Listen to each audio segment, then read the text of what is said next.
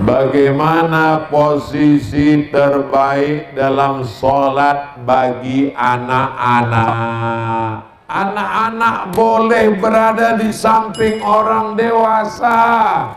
Syaratnya dua.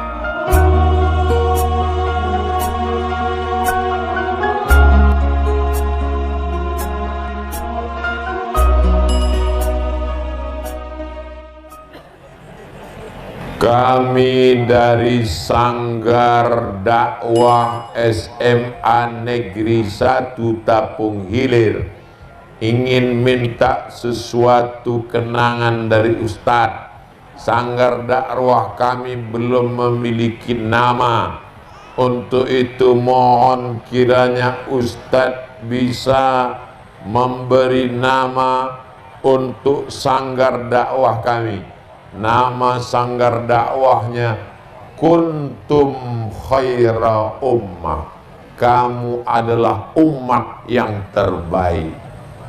Kuntum Khaira Ummah. 3. Bisa buat yayasan. Karena mendaftar di Menkumham mesti ada 3. Kuntum Khaira Ummah. Kamu adalah umat yang terbaik.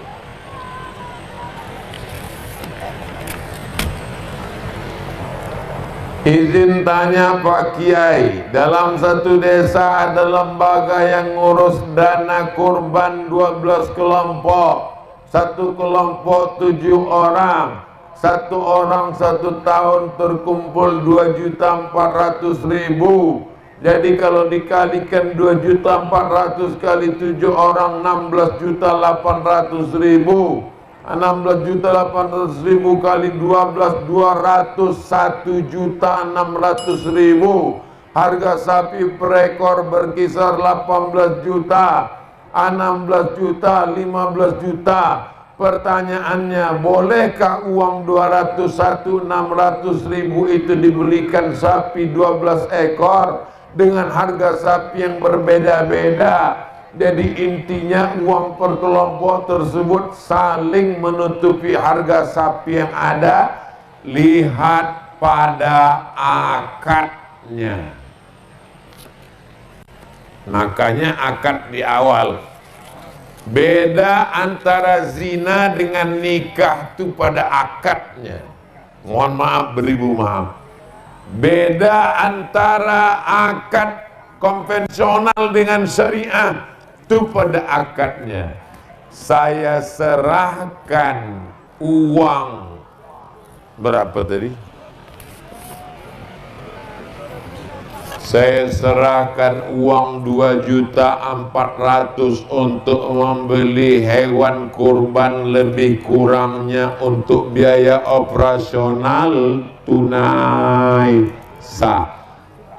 Jadi sisanya itu dipakainya lah untuk menutupi, untuk beli golok, untuk beli tali, untuk sewa petugas jaga malam, untuk tukang ngangon cari rumput, untuk yang lain-lain. Nah, karena akadnya dari awal. Tapi kalau akadnya saya bayarkan 2.400.000 untuk kurban, ternyata berlebih, lebihnya mesti dibalikkan. Maka tengok pada akadnya. Demikian. Maka saya anjurkan untuk tahun akan datang, akad kurban itu bunyinya begini. Saya serahkan 2.400.000 untuk kurban dan biaya operasional tunai sah. Jadi kalau ada berlebih bisa dipakai untuk menutupi ini, untuk biaya operasional dan lain-lain sebagainya. Bagaimana posisi terbaik dalam sholat bagi anak-anak? Anak-anak itu tidak memutus shaf. Anak-anak boleh berada di samping orang dewasa. Syaratnya dua. Yang pertama, ujung senapan angin sudah dipotong. Karena kalau tak dipotong di ujung tuh ada najis. Anak saya lahirnya hari, lupa pula hari lahir. Maka hari ke-8 dia disunat. Disunat di hari ke-8. Anak Ustadz Al-Nob disunat hari ke-3. Pakai program namanya Sunatron. Sunat anak Anda dengan program Sunatron. Tidak pakai celana.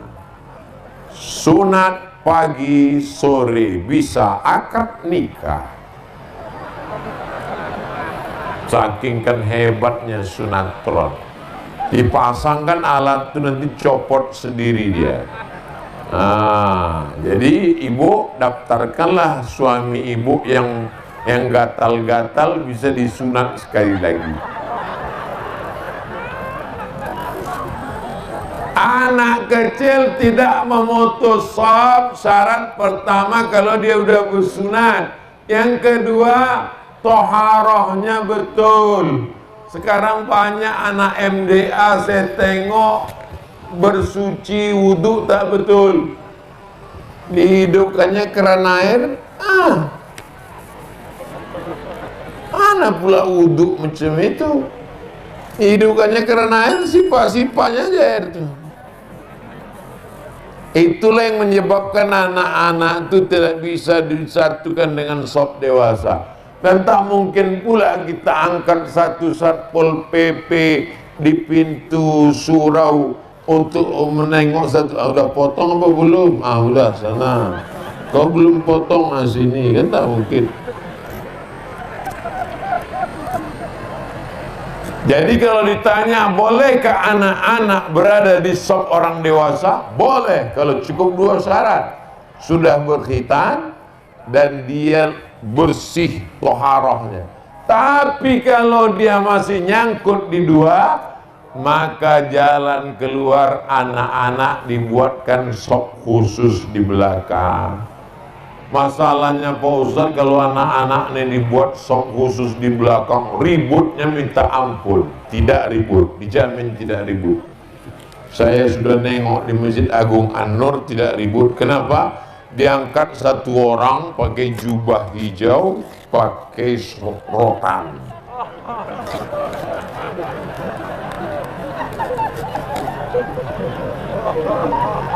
Dia sholatnya nanti terakhir, pas sudah orang udah tahiyat tasyahud dulu.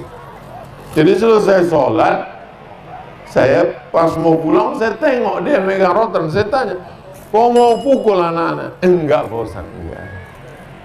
Terus apa? Nakut-nakuti aja. Gitu caranya. Jadi jangan anak-anak itu diletak sih. Karena dia bisa memutus, karena dia tidak sempurna wudhunya. Berikutnya, bolehkah dalam sholat berjamaah orang dewasa bersebelahan dengan anak-anak yang belum balik? Boleh kalau cukup 2 syarat tadi. Tapi kalau tidak, maka baiknya anak-anak dibuatkan shaf khusus di belakang.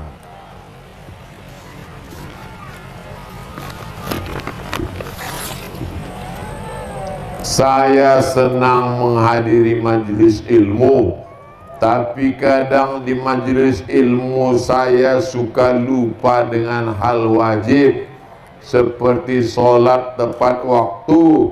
Kadang majelis yang saya hadiri melewatkan waktu sholat beberapa menit. Bagaimana solusinya Pak Ustadz? Sholat apa? Sholat apa yang dilewatkan? Sholat Isya. Laula an asyukka ala ummati, kalau tidak memberatkan bagi umatku, la amartuhum bi ta'khiril Isya, ku perintahkan mereka menunda sholat Isya. Jadi kalau ada ustadz ceramah dibuatnya isyaknya jam 8, azannya jam 7.30, dia hanya menggeser setengah jam, no problem, tak masalah. Tapi pas jam 7.30 tetap ada azan. Untuk ngasih tahu warga sekitar yang tidak ikut, mana tahu ada yang musafir mau sholat, azannya tetap, nanti sholatnya jam 8. Kami Pak Ustadz sholatnya jam 12 malam. Ngapain kau lama kali? Sholat zuhur. Nanti coba kalau pas main-main ke Malaysia, Kuala Lumpur, singgah ke Masjid India. Masjid India itu azan zuhur 1 jam setelah itu baru sholat. Kenapa? Karena menurut mazhab Hanafi, sholat itu dilaksanakan ketika sudah matahari redup. Tapi jangan gara-gara ini nanti sholatnya 1 jam terus. Jangan ceramah saya ini dijadikan pembenaran. Abang tak sholat bang?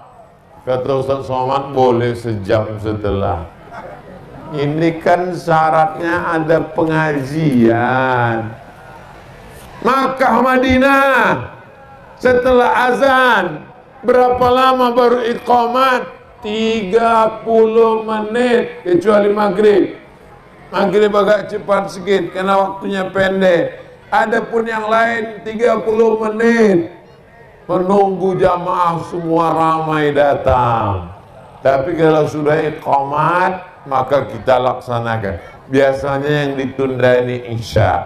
Jadi tunda-tunda sedikit waktu isya, azannya tetap, sholatnya nanti ditunda. Nah ini tentang masalah pengajian kita. Itulah yang dapat disampaikan Al-Fakir Abdul Somad. Terima kasih segala perhatian. Mohon maaf segala kehilapan dan kesilapan.